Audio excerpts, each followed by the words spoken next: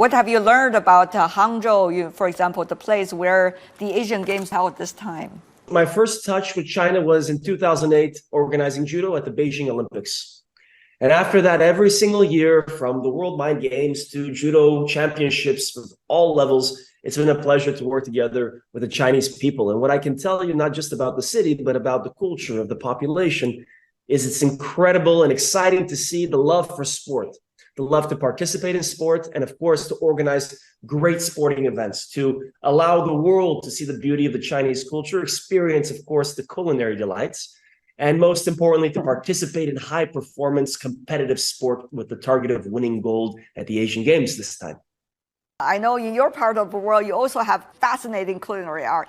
I really wonder, as sportsmen and also as the DG of the Federation of Judo, how much advice you would give to the sportsmen and women?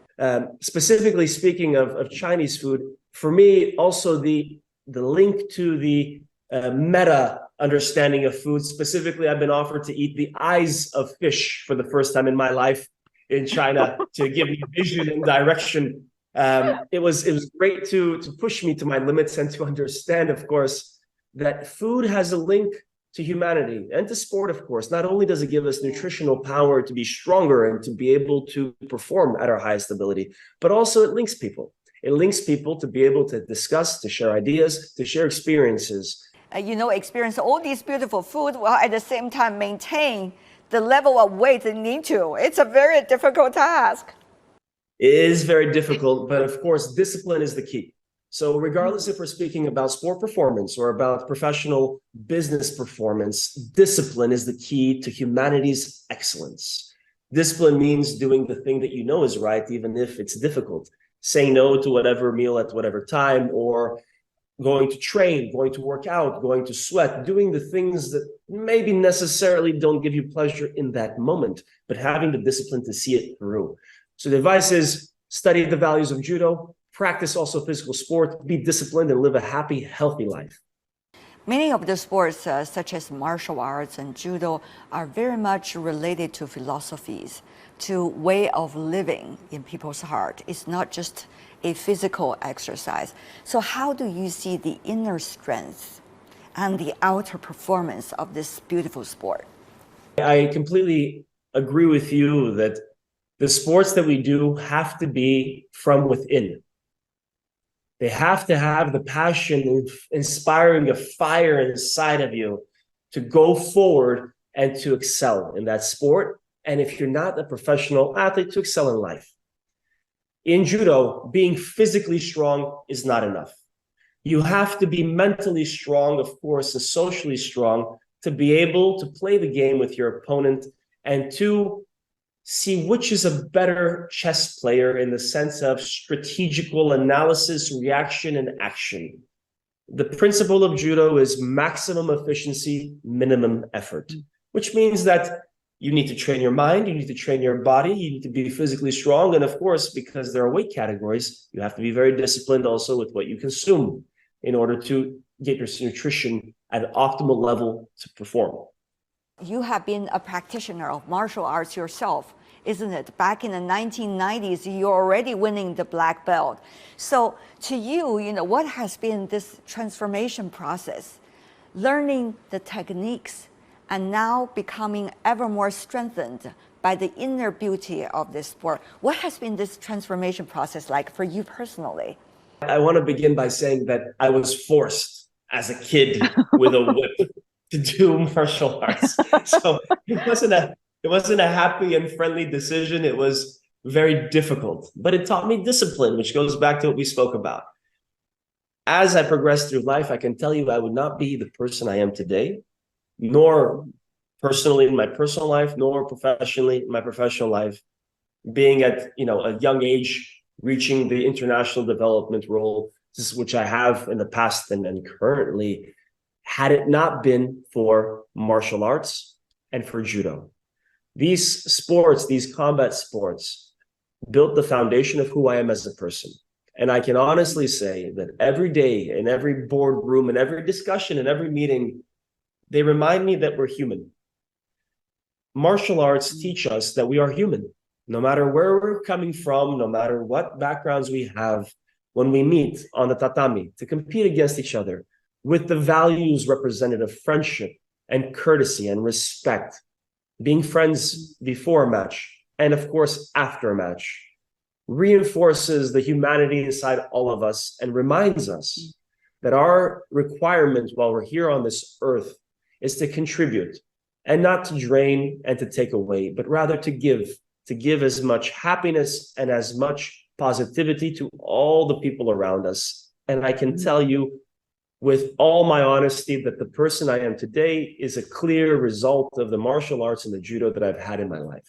Talking of martial arts, it comes in so many different forms. You know this so well, Mr. Director General. It comes in judo. It also comes in, kung fu and many other different styles. I remember a Chinese kung fu star called Bruce Lee. He said one famously, "Be water, my friend," meaning trying to be flexible, resilient, and transparent all at the same time. Have a clear mind as well. I know many of these philosophies are also crucial element of judo as well. How do you, as a young learner decades ago, until today as the Director General of the Judo Association, trying to learn from other sports and be able to strengthen judo, the sport itself, always along the way? People have referred to me as water in my life for a long time. And I always say that the one thing you need to tell to the kids and to the youth is always be a sponge, my friend. As in, always suck as much information from the environment as possible to contribute to your ether, to contribute to your consciousness, and to contribute to your space. Now, I had the pleasure, of course, of organizing the World Combat Games in 2013 in St. Petersburg. And I had the pleasure of working with the World Wushu Federation, or Kung Fu, or a different form of Kung Fu.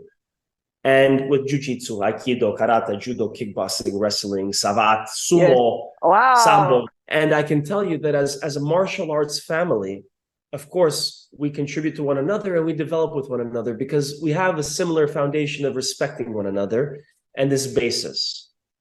Sport needs to be united, and the festival now at the Asian Games, this is a celebration of sport, a celebration of health and unity and humanity united.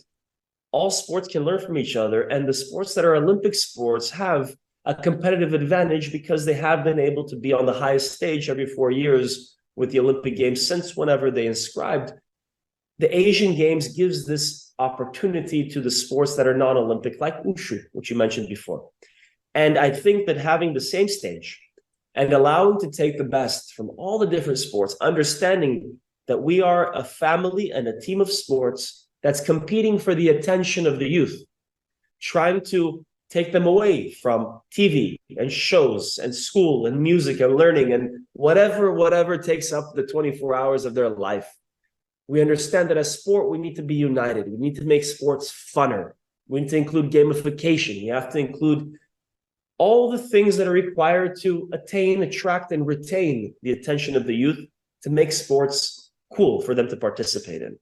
And that's something that we can only do together. And that's something that the Asian Games, together with the Olympic Council of Asia and the leadership of that organization, as well as the local organizing committee of the Asian Games in the city and the news media outlets and the media and the supporters and the partners, together during this festival of peace and sport and unity, we need to magnify that message, learn from each other, and continue to promote the participation of the youth in sport. When the economies are doing very well, tremendous investment and attention going to sports industry. But now when almost every economy begins to suffer at different extent, it can be challenging for sports federations, for sports events.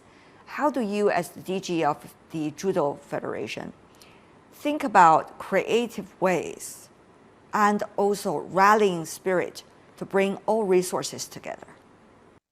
When the economy is doing bad, there's one thing that you need to invest more in, and that's in sport. Because sport will give the humanity and the population what they need in order to take out stress from their life, and to get a little bit of happiness. Now, of course, there are two aspects to this coin. I mentioned to you that in judo, we have the coin that is to produce revenue, which is TV sponsorship contracts, marketing agreements, partnerships with different brands, with huge exposure at our big events around the world. And the other side is donating that money because we're nonprofit organizations for Judo for Good and helping humanity. The similar cases with the government. There's a clear correlation that if the youth is doing sport and participating in sport and interested in sport, they will be healthier for longer and less give a burden to insurance programs and national health care at their later stages in life. So economically speaking, it makes sense to promote sport purely from the understanding that if you have a healthy population, they will be more resourceful, will produce more for the economy and for their society and for their community, and be less of a drain in the later years of their life. As you know, Mr. Director General, judo athletes, they are quite special compared to their counterparts of different sports in terms of how their future is likely to be designed. You know, what's going to be the next stage of their career after they graduate from the professional sports life. So about that, how do you and your team work with them to create hope for the future? I don't think it's about creating hope. I think it's about benefiting off of their core values they've learned and practiced. I am maybe a little bit selfish in this, but I love to hire only judo people. And I love to hire only sports people because I know they're disciplined, they're dedicated, they're hardworking. They know that when something needs to be done by a certain time, it can be done. So specifically now, not to go into a huge ambiguous discussion, we have the IGF Academy where we train all the professional judo athletes how they can work post-career as coaches, as referees, as federation staff, event organizers, to help them in their professional field. And I'm sure about the fact that hiring an athlete will give you a better rendition and a better result than not.